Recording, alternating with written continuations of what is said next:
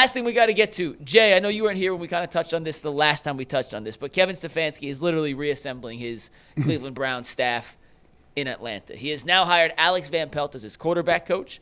AVP joins Bill Callahan as the offensive line coach. Tommy Rees is the offensive coordinator. And obviously Kevin Stefanski is the head coach in Atlanta. And by the way, Atlanta and Cleveland play each other this year in Cleveland. Can't wait. It's coming. That matchup is coming. But when you see Kevin Stefanski reassembling his guys down with the Falcons, Got Jay, the old band back together. Is this Stefanski and his guys versus the Browns now? Are we going to get basically in 2026, not 2026, in just 2026, are we going to get as quick an answer of one side was right and one side is wrong as you can remember in a sports split down the line decision? No, I'm going to channel my inner bull. That's a stupid question. Why is it stupid? Even though I liked it. I just wanted to say that because I wanted to channel my inner bull. Where's Bull, by the way? Well, we're down to just 3. So that's right. Yeah. Did we forget the Rams-Lions trade? Where they switched quarterbacks, and immediately the quarterback who couldn't get over the hump with the Lions goes to the Rams and wins the Super Bowl. Yeah. While the former Rams quarterback goes to the Lions, and even though he made them relevant, he's proven to us that the Rams were right, and he can't get over that hump. So I think that might be, and I don't want to say history. History's a long time, young whippersnapper. But this is an example that I can point to in the last 5 or 6 years, whatever year that was, where we really said, okay, and I love these experiments. I always like it when you just say, pluck, boom, boom, switch. Okay, what do you got? We talk about all the time. How many games would the Browns win if Josh Allen was the quarterback? Yeah. Well, unfortunately, we'll never find that out. But we did find out that when you take just the quarterbacks from one team that was awful and another team that was pretty good, made it to a Super Bowl but couldn't get over the hump, you just took the quarterbacks, changed them, and the one quarterback led that same team to a Super Bowl title, and while the other one Goff led Detroit to being relevant, he couldn't get them over the hump. I like the question. I don't know. I don't know in terms of the answer, but I will say this. This is a game where everybody involved, I don't care what you say, behind closed doors, everybody want to win that game. Oh, that's like a mini Super Bowl for these teams. Did you see Jimmy on the sideline in Carolina when they played Baker? Oh, yeah. Sure. Sweat pouring from his body. Y'all celebrating on the sideline like they just won the Super Bowl. Well, remember in that game, for a minute, it looked like Baker had just he drove down the field late and they kicked the field goal. Anyone who needs a reminder, just Google. Yeah. Watch Jimmy's reaction. Watch the fourth quarter. Watch the last 4 minutes of that game. Reputations were on the line. Arthur Blank going to be sitting there talking to Jimmy. They're going to be talking about who got the biggest bag of money in the bank. She's like, yeah, I know you got your stadium. AVP is back. Bill Callahan is back. Didn't Alex Van Pelt play quarterback for the Falcons? This is crazy. Mike, can you look that up? He did for the Bills. I don't remember. I felt like Arthur Blank. No, Alex Van Pelt. I was like, Arthur Blank wore a leather helmet. Blue 15. Blue 15. And man, that's that hot? He played I was so in the 20s. I don't even know if they had leather helmets when Arthur Blank. Like, bro, listen. He played 9 years for Buffalo. Alex Van Pelt, no, did he ever play for the Falcons though? No, just Buffalo. I don't know why. I remember it was Buffalo, but I thought he did play for the Falcons. AB is going to be laying his clothes out like it's the day before the first day of school. He's picking the outfit right now. He got the outfit ready to go. Like draft day. Kevin Stefanski ain't going to say a word that week. Kevin Stefanski going to go extra. He's going to take the fine and not do any media. No media. Like this crazy. Taking the hit. Can you imagine? Listen. We watching to see if Shedeur Sanders is going up to him to shake his hand. Remember, when Baker left, we wanted to see. Listen, right now, the Atlanta Falcons, I don't know how this became true, but the Atlanta Falcons got 2 or 3 primetime. He got the Baker watch. Good, I'm going to play you twice a year. We never got your comments on that. Well, that might be a primetime window game. That right Atlanta there? and Cleveland. That's the whole. Myles Garrett, you know he going to say something spicy. You know it's going to happen. This is a must-watch game. And by the way, listen, there isn't very often that I say, hey, dog, we got to have this game. Hey, Browns, if there's one game you got to have, you cannot have. Is that going to be a road game? No, it's at home. Here. Oh, good. There is that. Well, not that means anything. There is no way. Let me just tell you right now. I don't care if you get. No, I do care if you get blown out the rest of the year. Kevin Stefanski cannot come back here and run it up on you. Under no circumstances. Put this in the books right now, McNuggets. It's a must-win. When we ask in our six-pack of McNuggets questions, and they talking about during the season, who got the best 5 players on each team, I'm telling you right now, I'm picking the Browns, and the Browns. They cannot afford to lose to Kevin Stefanski at the crib. It's nasty work. We got to have it. This is now a rivalry game. I've now elevated it. They play once every 5 years. But this year it will be.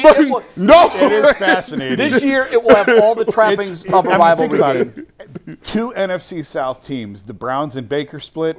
Boom, game 1, Browns against Baker. Now Kevin and the Browns split. Boom. Here we go, Browns against Kevin. Bro, it's kind of wild. You think that they wouldn't open the season with that, would they? Why not? Why not? Because typically they've been going with division rivals to start the season. Boy. Why not? Now, the Carolina game, that game was set before the trade. Right. So, so the that game was just set happenstance. And then the trade. Yeah. Man. This would be intentional. It if would they be did great. that. It would be really, really fun to watch that. By the way, I really like the staff that he's put together down there. He got everybody he back. never wanted to fire Alex Van Pelt in the first place.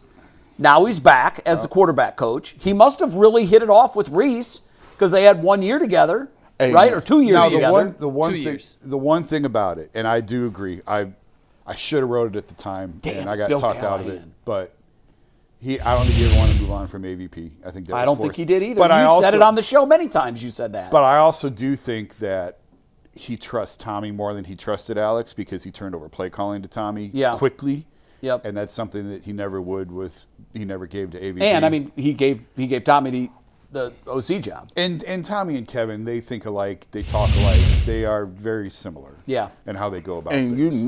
you already know, all of them is in the room. Can you imagine what they saying? They listen. I don't.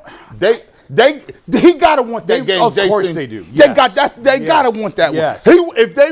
Because all of them were basically. I mean, Callahan left on his own and Rees left on his own, but for AVP and Stefanski, they're castaways. Yeah, I mean, when you're a cast-off, you want to come back and show them. I have been around. I have seen some extremely bitter splits of people who got fired, and there's just anger and resentment toward the organization because they feel like they were wronged. I don't know that it would rise quite to that level. I do think there's a big piece of Kevin that was probably like, okay, this is enough. I've had enough. Yeah. So I don't know that there's going to be quite as much animosity and bitterness in this still, one. I mean, but on the want to scale, it's every off the game, charts. it's 1 of 17, Yes. so every game is important. Yes. But on the want to scale, Yes. Kevin's got 3 games with red circles around them. Yeah. The 2 with Tampa Bay and this one. And this one. And we got 3 people. And listen, Andrew Barry, you got to circle this one. Shedeur Sanders, you got to circle this one because what you telling me is they made the wrong decision, and you feel like you are a franchise quarterback, and you're better. Like you think that the people in Cleveland, they want to prove them right too. Well, here's another wrinkle, possibly. If Deshaun Watson does get the starting quarterback job, and by the way, I think right now, if I had to put up money odds, I think he's leading the race. At least to me, he is.